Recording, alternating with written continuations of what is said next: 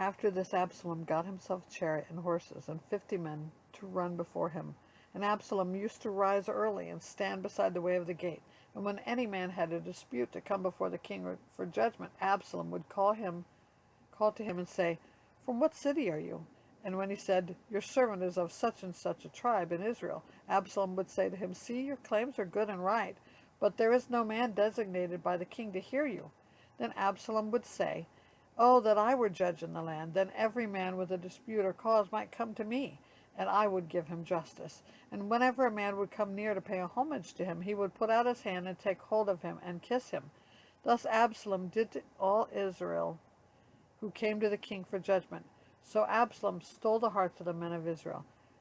And at the end of 4 years, Absalom said to the king, "Please let me go and pay my vow, which I have vowed to the Lord in Hebron. For your servant vowed a vow while I lived in Jeshurun in Aram, saying, If the Lord will indeed bring me back to Jerusalem, then I will offer to worship the Lord." The king said to him, "Go in peace." So he arose and went to Hebron. But Absalom sent secret messengers throughout all the tribes of Israel, saying, "As soon as you hear the sound of the trumpet, then say, 'Absalom is king at Hebron.'" With Absalom went 200 men from Jerusalem who were invited guests, and they went in their innocence and knew nothing.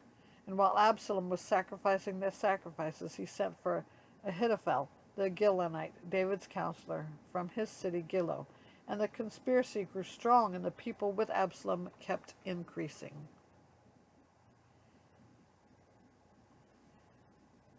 And a messenger came to David, saying, "The hearts of the men of Israel have gone after Absalom." Then David said to all his servants who were with him at Jerusalem, "Arise, and let us flee, or else there will be no escape for us from Absalom.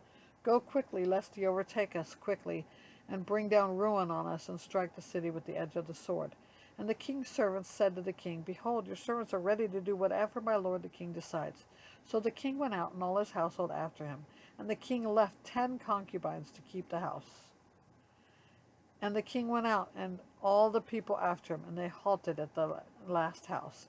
And all his servants passed by him, and all the Cherethites, and all the Perathites, and all the 600 Gittites who had followed him from Gath passed on before the king. And then the king said to Ittai the Gittite, "Why do you also go with us? Go back and stay with the king, for you are a foreigner, and also an exile from your home. You came only yesterday, and shall I today make you wander with us, since I go I know not where? Go back and take your brothers with you, and may the Lord show steadfast love and faithfulness to you." But Ittai answered the king, "As the Lord lives, and as the Lord the king lives, wherever my lord the king shall be, whether for death or for life, there also will your servant be." And David said to Ittai, "Go then, pass on." So Ittai the Gittite passed on with all his men and all the little ones who were with them. And all the land wept aloud as the people passed by, and the king crossed the brook Kidron, and all the people passed on toward the wilderness. And Abiathar came up, and behold, Zadok came also with all the Levites, bearing the ark of the covenant of God. And they set down the ark of God until the people had all passed out of the city. Then the king said to Zadok, "Carry the ark of God back into the city. If I find favor in the eyes of the Lord, he will bring me back, and let me see both it and his dwelling place. But if he says, 'I have no pleasure in you,' behold, here I am. Let him do to me what seems good to him." The king also said to Zadok the priest, "Are you not a seer? Go back to the city in peace with your 2 sons, Ahimaaz, your son, and Jonathan, the son of Abiathar. See, I will wait at the fords of the wilderness until word comes from you to inform me." So Zadok and Abiathar carried the ark of God back to Jerusalem, and they remained there. But David went up the ascent of the Mount of Olives, weeping as he went, barefoot and with his head covered, and all the people who were with him covered their heads, and they went up, weeping as they went. And it was told David, "Ahithophel is among the conspirators with Absalom." And David said, "O Lord, please turn the counsel of Ahithophel into foolishness."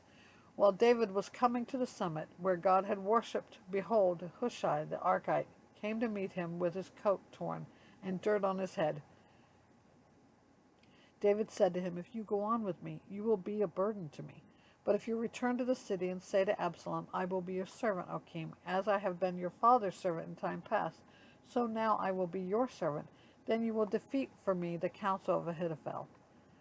Are not Zadok and Abiathar the priests you have there? So whatever you hear from the king's house, tell it to Zadok and Abiathar the priests. Behold, their sons are with them, Ahimaaz, Zadok's son, and Jonathan, Abiathar's son.